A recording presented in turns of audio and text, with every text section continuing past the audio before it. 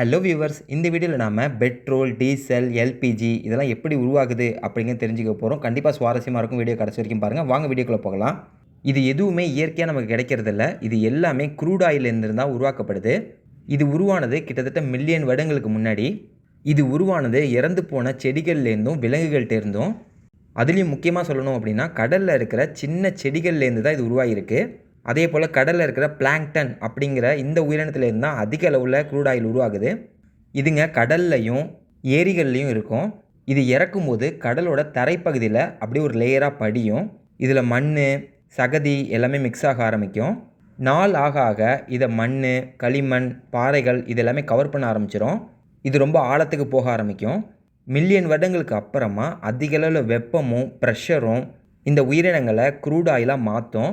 இது எல்லாமே பூமியிலேருந்து 2லேருந்து 4 கிலோமீட்டர் அடியில் நடக்கும். இப்படி உருவாகிற க்ரூட் ஆயில் போரஸ் ராக், அதாவது துளைகள் நிறைந்த பாறைகள் மூலமாக ஊடுருவி அடியில் போகும்.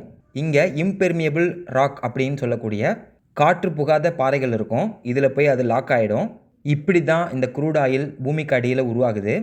இதுக்கப்புறம் மனிதர்கள் அதை ட்ரில்லு போட்டு கிணறுகள் தோண்டி வெளில எடுப்பாங்க. இந்த க்ரூட் ஆயிலை ஹீட் பண்ணி அதுலேருந்து நமக்கு தேவையான பெட்ரோல், டீசல், எல்பிஜி இது எல்லாத்தையும் பிரித்து எடுப்பாங்க. இது மட்டும் இல்லாமல் இதுலேருந்து கெரோசின், பெரிய பெரிய மிஷினுக்கெலாம் யூஸ் பண்ணுற லூப்ரிகேஷன் ஆயில், கிரீஸ்ன்னு சொல்லுவோம் இல்லையா, அந்த ஆயில், அப்புறம் ரோடுக்கு போடுற தார் இது எல்லாமே இதுலேருந்து தான் பிரித்து எடுக்கிறாங்க. இது எல்லாமே அதோட பை ப்ராடக்ட்ஸ் தான்.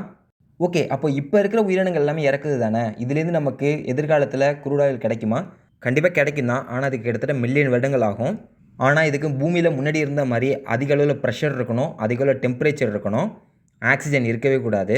ஆனால் இப்போ இருக்கிற பாக்டீரியாக்களால் இந்த இறந்து போன உயிரினங்கள் எல்லாமே உடனே டீகம்போஸ் ஆகிடுது. அதே போல் ஆக்சிஜன் அதிக அளவில் இருக்கிறதுனால அதுங்க எல்லாமே அழுகி போக ஆரம்பிக்குது. ஸோ இப்போ இது மாதிரியான படிமங்கள் உருவாகிறது ரொம்பவே ரேர் ஆகிடுச்சு. அதே போல் மனிதர்களும் இதை நிறைய அளவில் டிஸ்டர்ப் பண்ணுறோம். அதனால் பெட்ரோலியம் புதுசாக ஃபார்ம் ஆகணும் அப்படிங்கிறது ரொம்பவே ஸ்லோவாக நடக்கும். அதை நம்ம நம்பவும் முடியாது. கிட்டத்தட்ட சொல்லப்போனால் பெட்ரோலியம் நமக்கு டைனோசர் காலத்துலேருந்து இப்போ கிடச்சிருக்கு. அப்போ அதே போல் இன்னும் மில்லியன் வருடங்கள் நம்ம காத்திருக்கணும். ஓகே வியூவர்ஸ், இந்த வீடியோ உங்களுக்கு பிடிச்சிருந்துச்சா? இன்னும் இந்த க்ரூட் ஆயில் பற்றி சுவாரஸ்யமான 10 விஷயங்கள் தெரிஞ்சுக்கணும்னு நினச்சிங்கன்னா அது நம்மளோட இன்னொரு சேனலில் இருக்குது, தமிழ் டாப் 10. அதுக்கான லிங்க் கீழே கமெண்ட்டில் கொடுக்குறோம். அதையும் கண்டிப்பாக பாருங்கள். நம்ம சேனலுக்கு சப்போர்ட் பண்ணுங்கள், சப்ஸ்கிரைப் பண்ணுங்கள். இது நியூஸ் நவ் தமிழ்.